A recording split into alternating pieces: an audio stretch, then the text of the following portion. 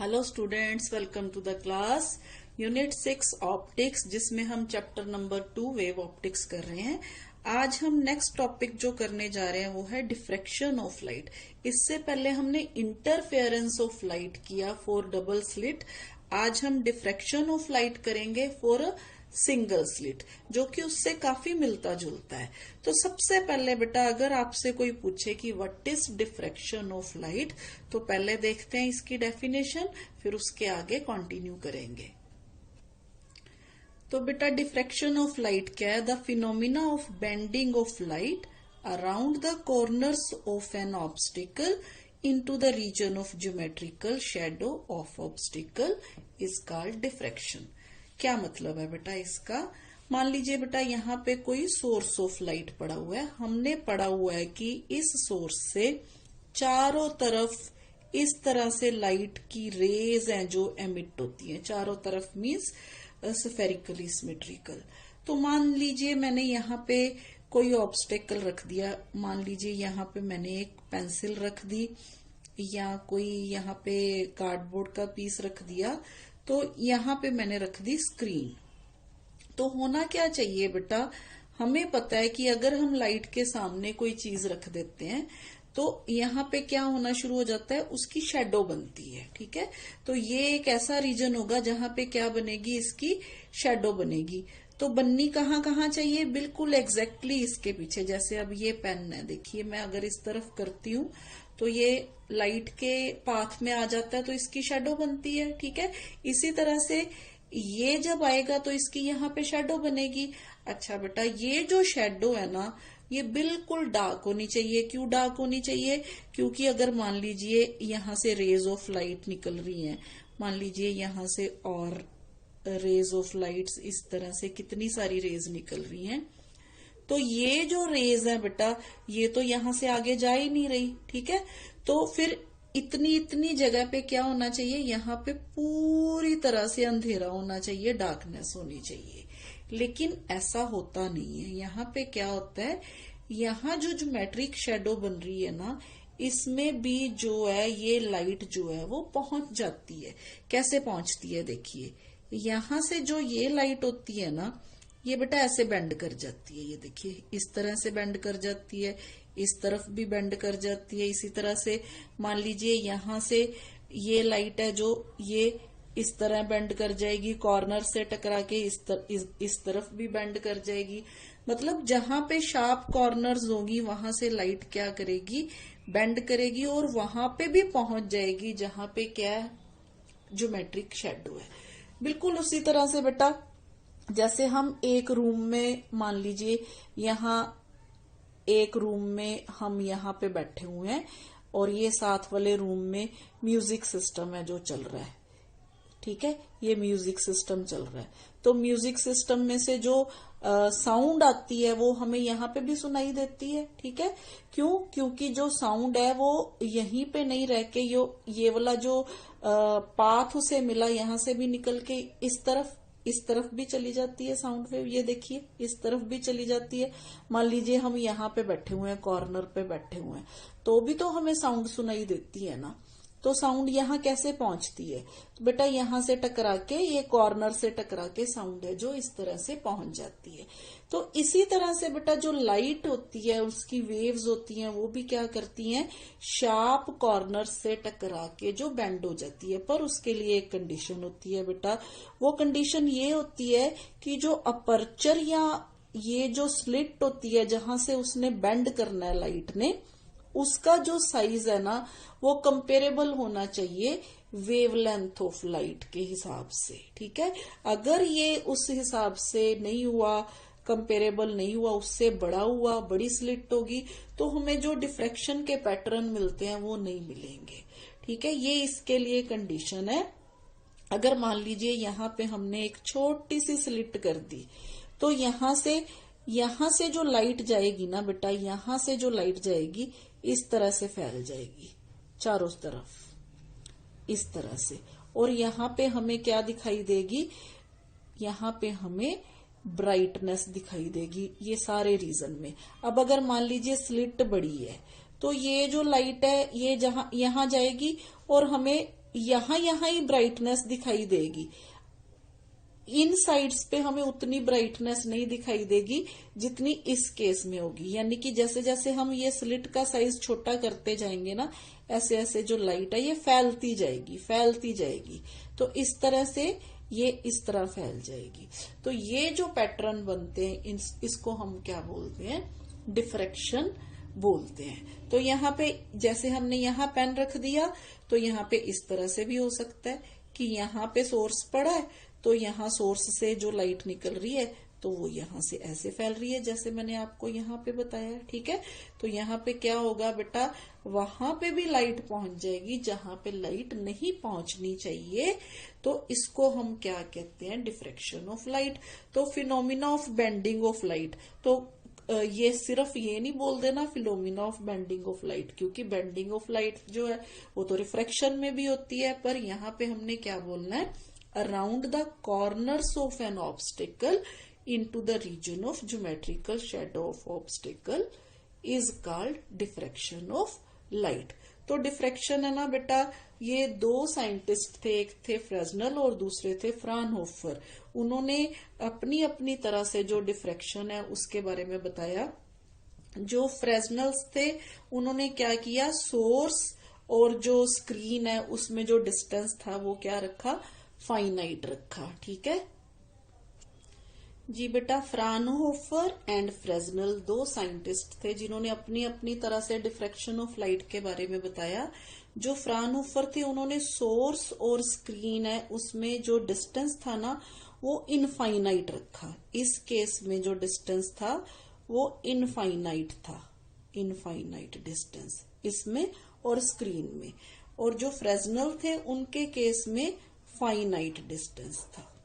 ठीक है, दोनों ने क्या किया, यहाँ पे स्क्रीन पे जिस तरह से हमने इंटरफेरेंस में पैटर्न ऑब्जर्व किया था, तो स्क्रीन पे क्या किया, यहाँ पे डार्क और ब्राइट फ्रिंजेस का पैटर्न ऑब्जर्व किया, लेकिन ये थोड़ा इंटरफेरेंस से अलग था।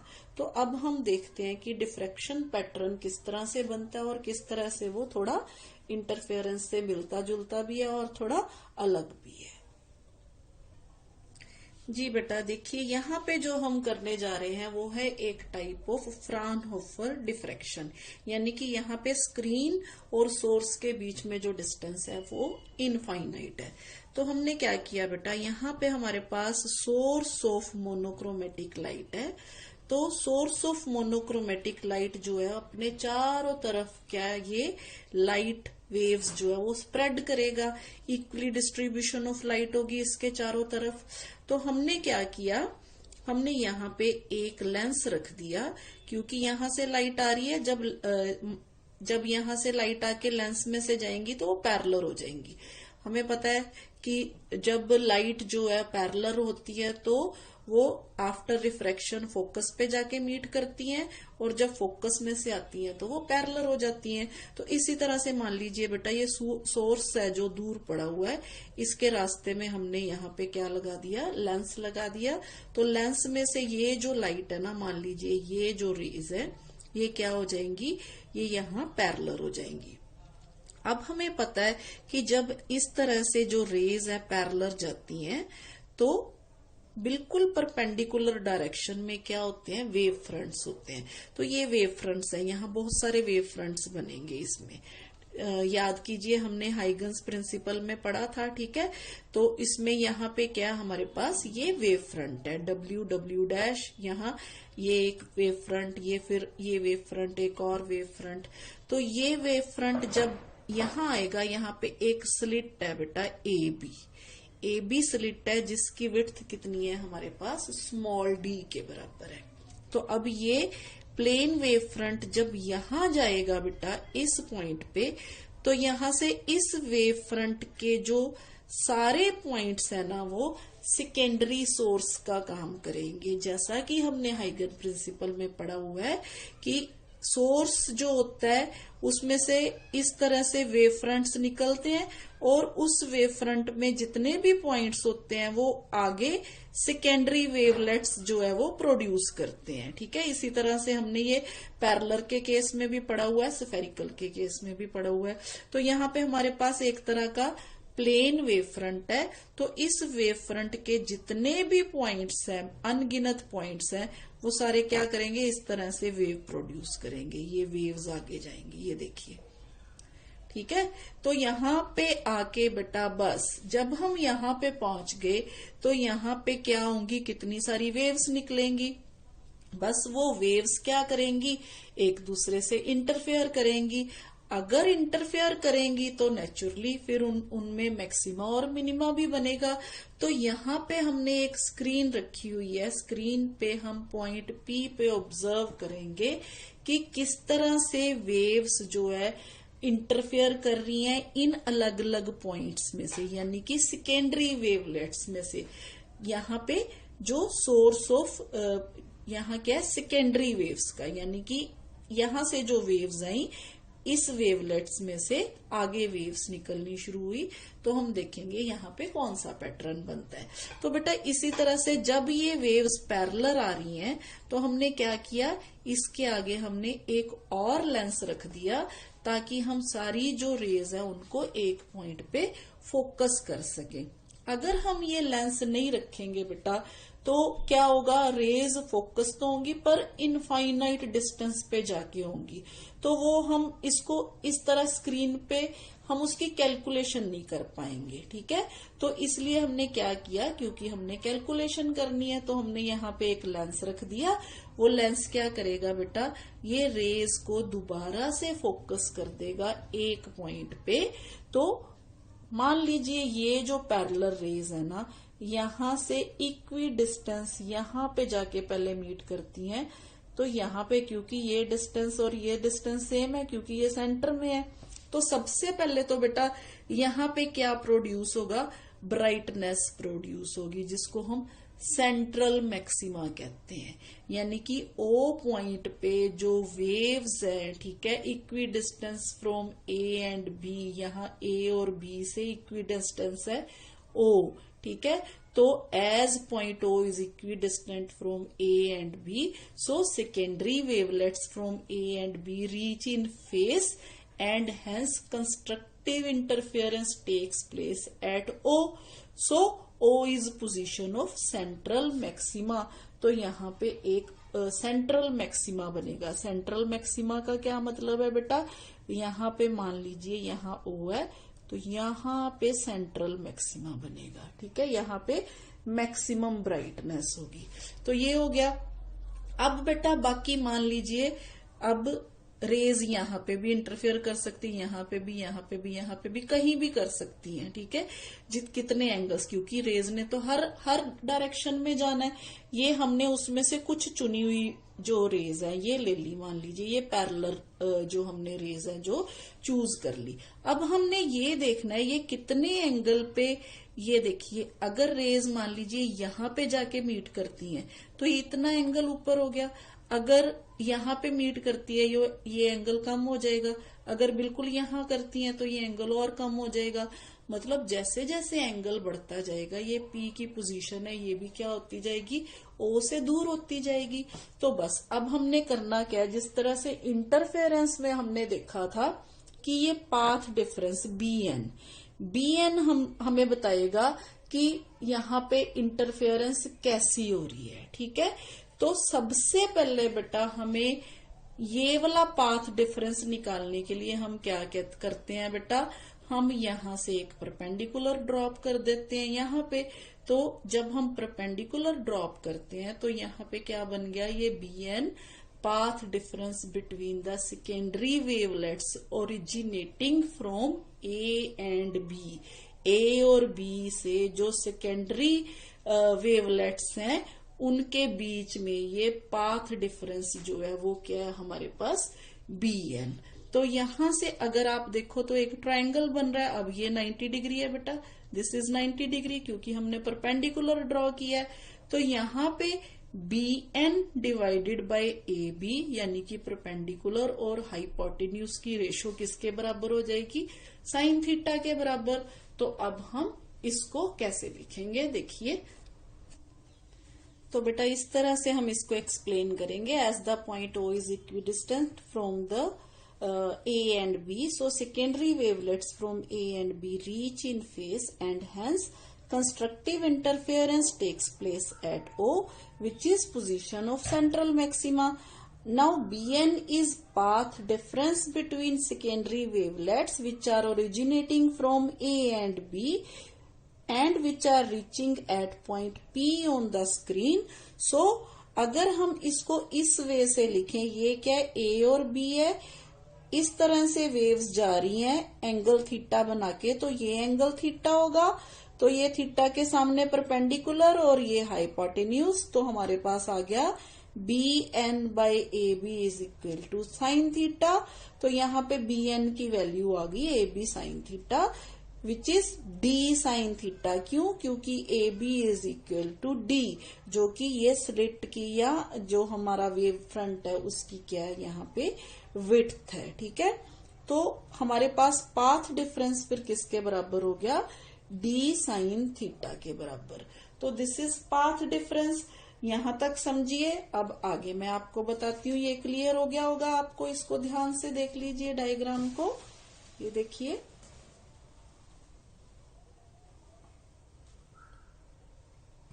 जैसे कि मैंने आपको बताया कि ये रेस P पे जाके मीट करेंगी, तो ये यहाँ पे यहाँ पे यहाँ पे कहीं पे भी कर सकती हैं। जैसे जैसे ये P की पोजीशन चेंज होगी वैसे वैसे थीटा भी चेंज होता जाएगा। ठीक है, तो यहाँ पे बेसिकली हम थीटा पे भी फोकस कर रहे हैं कि किस तरह से जो एंगल है वो चेंज हो रहा है। ठीक है, तो ये हो गया बेटा।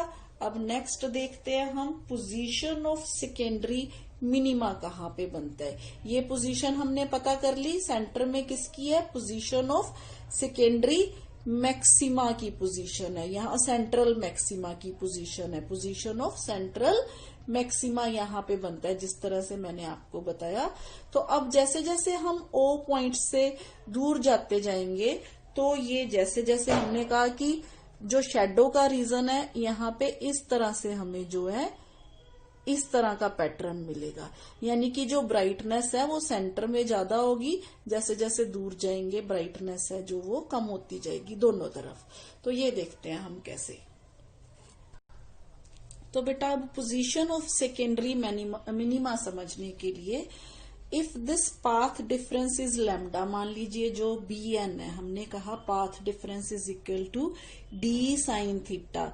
अब हम मान लेते हैं ये जो पाथ डिफरेंस है ना, ये लैम्डा के बराबर है, और जब ये पाथ डिफरेंस लैम्डा है तो जो थीटा है ना वो मान लीजिए हमारे पास थीटा 1 है। ठीक है, इसको हम देखते हैं अभी। If this path difference is lambda then P will be point of minima. ये देखिए यहाँ पे ये पॉइंट मिनिमा आ गया, जबकि हमने इंटरफेरेंस में पढ़ा था कि अगर पाथ डिफरेंस लैम्डा होता है तो मैक्सिमा होता है वहां पे, लेकिन यहाँ पे क्या उलट है। उसके लिए क्या, किस लिए उलट है ये देखिए जरा। जब हम पाथ डिफरेंस लैम्डा मान लेते हैं तो क्योंकि हमने कहा कि वेवलेट्स के सारे पॉइंट्स जो हैं वो सेकेंडरी वेवलेट्स का काम कर रहे हैं, तो मान लीजिए इसको हमने AB को हमने 2 इक्वल हाफ्स में जो है बांट दिया, यानी कि ये जो स्लिट थी हमारे पास, ये जो हमारे पास स्लिट थी, इसको हमने A, यहाँ B और यहाँ पे एक और सेंटर ले लिया C, 2 हाफ्स में बांट दिया। तो ये 2 हाफ्स हो गए बेटा ये। ठीक है, तो यहां से बेटा अब हमने वेव्स को इस तरह से यहाँ पे लेके गए। ठीक है, तो ये था हमारे पास, ये डिफरेंस था हमारे पास BN। तो अगर ये डिफरेंस BN है बेटा, तो ये डिफरेंस जो है बेस परपेंडिकुलर थ्योरम होती है, प्रोपोर्शनलिटी थ्योरम मैथ्स की है, इसमें ये अगर लैम्डा होगा तो ये उसका हाफ होगा, क्योंकि ये क्या है यहाँ पे, ये यहाँ पे बेटा एंगल 90 डिग्री का है। तो बेस प्रोपोर्शनलिटी थ्योरम के हिसाब से अगर ये लैम्डा है तो ये डिफरेंस जो कितना हो गया पाथ डिफरेंस, ये लैम्डा बाय 2 हो गया, यानी कि यहाँ से और यहाँ से A से वेवलेट्स जो जा रहे हैं और जो C से वेवलेट्स जा रहे हैं, ये इनमें फेस डिफरेंस लैम्डा बाय 2 है। तो लैम्डा बाय 2 का मतलब क्या होता है, out of face. Out of face, out of face का मतलब क्या है बेटा, अगर एक वेव इस तरह से जा रही है तो दूसरी वेव इस तरह से जा रही है। तो अगर ये हो गया तो ये डिस्ट्रक्टिव इंटरफेरेंस होगी। अब अगर ये दोनों तरह की वेव्स आपस में मिल जाएंगी तो मान लीजिए यहाँ पे कोई पॉइंट, यहाँ पे एक पॉइंट है कॉरस्पॉन्डिंग, तो यहाँ पे भी एक कॉरस्पॉन्डिंग पॉइंट है। अगर ये आपस में मिलेंगे तो ये क्या करेंगे, डिस्ट्रक्टिवली मीट करेंगे। तो ये जो आउट ऑफ फेस होने की वजह से फेस डिफरेंस, तो वहां पे क्या होगा बेटा, डार्कनेस होगी, यानी कि वहां पे डिस्ट्रक्टिव इंटरफेरेंस होगी।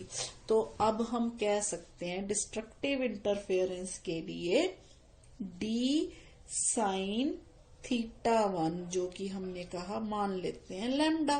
ठीक है, तो यहाँ पे इसी तरह से अगर हम आगे जाते जाएंगे θ2 मान लेंगे, डी साइन θ2, तो मान ले यहाँ पे मान लीजिए 2 लैम्डा है।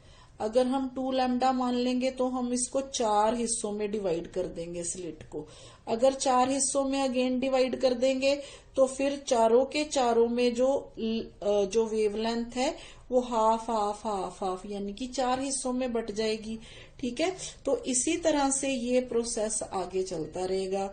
यानी कि अगर हम इसको कहें D sine θ2 is equal to 2 lambda, so on, आगे आगे जाते रहे तो ये भी मिनिमा, ये भी मिनिमा। इसी तरह से हमें एंड पे जाके D sine θn is equal to N lambda. ठीक है, तो ये सारे किसकी पोजीशन है, मिनिमा की पोजीशन है। यहाँ पे n की वैल्यू जो होगी वो होगी 1 2 3 सो ऑन। और इसी तरह से अगर हम साइन θn की वैल्यू यहां से फाइंड आउट कर ले, sine θn is equal to n lambda by D के बराबर आ जाएगी, n लैम्डा बाय डी। और यहाँ पे भी जो n होगा वो 1 2 3 सो ऑन होगा। ठीक है, ये तो होगी बेटा पोजीशन ऑफ सेकेंडरी मिनिमा के लिए। तो बेटा हमने कहा कि जो स्लिट है वो उसकी विड्थ बहुत कम है, तो इसका मतलब ये एंगल भी बहुत स्मॉल होगा। अगर एंगल बहुत स्मॉल होगा तो हम साइन θn की जगह पे यहाँ पे ये भी लिख सकते हैं, θn is equal to n lambda by small T. ये है बेटा पोजीशन ऑफ सेकेंडरी मिनिमा के लिए जो कंडीशन है। ठीक है, तो बेटा हम ये कह सकते हैं ये जो कंडीशन है ये फॉर फर्स्ट डार्क फ्रिंज है, यानी कि फर्स्ट जो है सेकेंडरी मिनिमा। इसी तरह से जैसे जैसे हम आगे जाते जाएंगे ये nth डार्क फ्रिंज की जो है पोजीशन है। ठीक है, और ये जो है हमारे पास θn है जो बेटा ये हमें क्या बताता है, डायरेक्शन ऑफ वेरियस मिनिमा। ठीक है, ये θn हमें डायरेक्शन बताता है कौन सी मिनिमा कहाँ पे है, किस डायरेक्शन में है। जी बेटा, इसी तरह से पोजीशन ऑफ सेकेंडरी मैक्सिमा लेने के लिए सपोज कर लीजिए जो पॉइंट P है इस तरह से लोकेटेड है कि जो पाथ डिफरेंस है ना वो 3/2 लैम्डा के बराबर है। 3/2 यानी कि 1 वेव पूरी और दूसरी वेव आधी। ठीक है, तो इस केस में जो थीटा होगा वो मान लीजिए θ1 डैश है। यहाँ पे हमने डैश इसलिए लिया क्योंकि उस केस में हमने θ1 लिया था मिनिमा के केस में, यहाँ पे मैक्सिमा के केस में हम थोड़ा इसको चेंज कर देते हैं, हम थीटा डैश ले लेते हैं। तो अब इस केस में बेटा we can divide the slit into 3 equal parts. तो अब देखिए क्या होता है, जब हम इसको 3 इक्वल पार्ट्स में डिवाइड कर देते हैं, यहाँ मान लीजिए ए बी, यहाँ सी और यहाँ पे डी। ठीक है, अब ये देखिए फिर वही थ्योरम, यहाँ पे 3/2 लैम्डा है तो ये हो गया बेटा लैम्डा, ये हो गया बेटा ये जो है पाथ डिफरेंस, ये हो गया बेटा λ/2। ठीक है, तो अब देखिए ये जो दोनों वेव्स हैं ये आउट ऑफ फेस हो गई। ठीक है, ए और सी के आउट ऑफ फेस होगी, ये डिस्ट्रक्टिवली मीट करेंगी, ये भी डिस्ट्रक्टिवली मीट करेगी। हाँ, थर्ड वेव जो है वो क्योंकि उसका फेस डिफरेंस जो है वो लैम्डा है, तो अगर हम इंटरफेरेंस के पॉइंट ऑफ व्यू से देखें तो ये कंस्ट्रक्टिवली इंटरफेयर जो है वो इंटरफेयर करेगी, यानी कि पी पॉइंट पे जाके कंस्ट्रक्टिवली मीट करेगी। तो इसकी वजह से जो है थोड़ा बहुत जो है वो हम कह सकते हैं कि जो पोजीशन है वो क्या होगी बेटा, डार्कनेस है जो वो कम होगी, बाकी जो है डिस्ट्रक्टिवली जो है वो क्या कर रही है, मीट कर रही है। तो जो मैक्सिमा होगा समझ लीजिए सिर्फ इसी वेव के कारण होगा, ठीक है। तो इसीलिए जब हम सेंट्रल मैक्सिमा से दूर जाते हैं ना, सेंट्रल मैक्सिमा से दूर जाते हैं तो मैक्सिमा जो है वो इतना सा ही रह जाता है, ठीक है। तो यही कारण है बेटा, क्योंकि बाकी की जो रेज हैं वो क्या कर रही हैं, डिस्ट्रक्टिवली मीट कर रही हैं, और ये जो है एक वेव है समझ लीजिए वो कंस्ट्रक्टिवली मीट कर रही है, इंटरफेयर कर रही है। तो बेटा इस केस में क्या होगा, फिर मान लीजिए बी एन जो है, फर्स्ट केस में जो बी एन है वो हो जाएगा डी साइन थीटा 1 डैश, जो कि किसके बराबर है, 3/2 लैम्डा के बराबर। जैसे जैसे हम आगे जाएंगे D sine theta 2 dash 5/2 lambda के बराबर, तब हम इसको 5 हिस्सों में बांट लेंगे, ठीक है। इस यहाँ पे हमने 3 में डिवाइड किया, फिर इसको हम आगे आगे उतने हिस्सों में बांटते जाएंगे। इसी तरह से जैसे जैसे हम नीचे जाएंगे तो यहाँ पे जो जनरल टर्म आ जाएगी वो हमारे पास आ जाएगी बेटा D sine theta N dash is equal to n+1/2 times lambda. तो ये जो बनेगा फर्स्ट सेकेंडरी मैक्सिमा बनेगा, ये जो बनेगा सेकंड सेकेंडरी मैक्सिमा बनेगा, और ये जो बनेगा nth सेकेंडरी मैक्सिमा बनेगा, nth सेकेंडरी मैक्सिमा, ठीक है। तो ये सारी पोजीशन होगी, ये फर्स्ट की, ये सेकंड की, आगे आगे जाते जाएंगे तो ये हो जाएगी nth की। तो इसी तरह से बेटा अब यहां से भी हम थीटा, जिस तरह से हमने थीटा एन की वैल्यू फाइंड आउट की थी, यहाँ पे भी क्योंकि एंगल स्मॉल है तो हम यहाँ पे कहेंगे theta N dash is equal to n+1/2 lambda, और डी को इस तरफ ले जाएंगे। तो ये हमारे पास आ गई बेटा थीटा एन डैश की वैल्यू। अगेन ये हमें क्या बताता है बेटा, ये इंटेंसिटी ऑफ सेकेंडरी मैक्सिमा के बारे में, उसकी जो डायरेक्शन है उसके बारे में बताता है। तो हम ये देखते हैं कि intensity of secondary maxima decrease करती जाती है जैसे जैसे हम जो ओ पॉइंट से आगे जो है वो जाते जाते हैं, जैसे जैसे एन जो है वो क्या करता जाता है बेटा, इंक्रीज करता जाता है, ठीक है। तो बेटा यहाँ पे ये होगी हमारे पास कंडीशन, और ये होगी डायरेक्शन फॉर सेकेंडरी मैक्सिमा के लिए। जी बेटा अब हम बात करते हैं angular width of central maxima. तो एंगुलर विड्थ क्या है बेटा, ये सेंट्रल मैक्सिमा, इसके इस तरफ फर्स्ट मिनिमा, इस तरफ भी फर्स्ट मिनिमा। तो फर्स्ट मिनिमा की जो एंगुलर सेपरेशन है ना, उसको हम बोलते हैं angular width of central maxima. यानी कि हमने कहा था डायरेक्शन ऑफ फर्स्ट मिनिमा ये है, यानी कि थीटा। तो इस तरफ डायरेक्शन ऑफ फर्स्ट मिनिमा ये है, यानी कि थीटा। तो थीटा की वैल्यू हम कैसे निकालेंगे, देखिए हमने कहा था D sine theta is equal to lambda. यहां से हमने कहा था कि जो थीटा है वो साइन थीटा को हमने थीटा मान लिया, तो यहां से हम D theta is equal to lambda, तो थीटा का किसके बराबर आ गया, लैम्डा बाय डी के बराबर आ गया, ठीक है।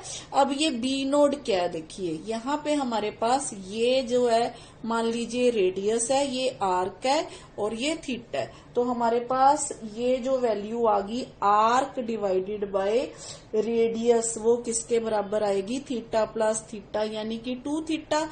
यहाँ से इस इक्वेशन से हमारे पास 2 theta is equal to beta naught divided by capital D आ गया, ठीक है। तो अब हमारे पास बीटा नोड किसके बराबर आ गया, फिर beta node is equal to D को ऊपर जाके मल्टीप्लाई कर दिया, डी इंटू 2 2 थीटा। अब थीटा की वैल्यू क्या है हमारे पास, लैम्डा बाय डी। तो यहाँ पे beta node is equal to हमारे पास आ गया 2d lambda by small D. तो ये आ गई बेटा हमारे पास एंगुलर विड्थ की वैल्यू। तो बेटा यहां से अगर हम इस ग्राफ में, जैसे यहाँ पे पहला थीटा जो है थीटा 1 लैम्डा बाय डी, यानी कि ये जो वैल्यू है अगर हम यहाँ पे शो करना चाहें variation of intensity with angle theta in single slit diffraction में, तो यहाँ पे ये जो वैल्यू आ जाएगी ये किसके बराबर आएगी बेटा, ऊपर जाएंगे तो लैम्डा बाय डी, नीचे जाएंगे तो ये value minus lambda by D के बराबर। इसी तरह से ये वैल्यू जो आएगी ये 2 के साथ मल्टीप्लाई हो जाएगा, यानी कि 2 लैम्डा बाय डी। इसी तरह से अगर ये वैल्यू फाइंड आउट करेंगे तो ये हो जाएगी -2 लैम्डा बाय डी। इसी तरह से अगर हमने मैक्सिमा की वैल्यू लिखनी है तो मैक्सिमा की वैल्यू आपको बताई थी 3/2, यहाँ पे 3/2 लैम्डा बाय डी। तो ये वैल्यू 3/2 उसको कॉरेस्पॉन्डेंस वैल्यू है ये, ठीक है। इसी तरह से ये वाली माइनस में आ गई, तो यहाँ से हम सारी पोजीशंस जो है वो बता सकते हैं, ठीक है। तो यहाँ से हमें ये पता चल जाता है कि जब थीटा 0 डिग्री होता है, यानी कि ये जो पोजीशन है यहाँ पे हमें क्या मिलता है, यहाँ पे हमें सेंट्रल मैक्सिमा मिलता है, ठीक है। तो ये हो गया बेटा, इसी में हम इंटेंसिटी डिस्ट्रीब्यूशन कर्व जो है वो डिस्कस कर सकते हैं। तो इट वाज ऑल अबाउट बेटा diffraction of light through a single slit. तो ये इम्पॉर्टेंट क्वेश्चन है बेटा, ये आपको एग्जाम में आ सकता है। आई होप कि आपको समझ आ गया होगा। तो आज के लिए इतना ही बेटा, थैंक यू।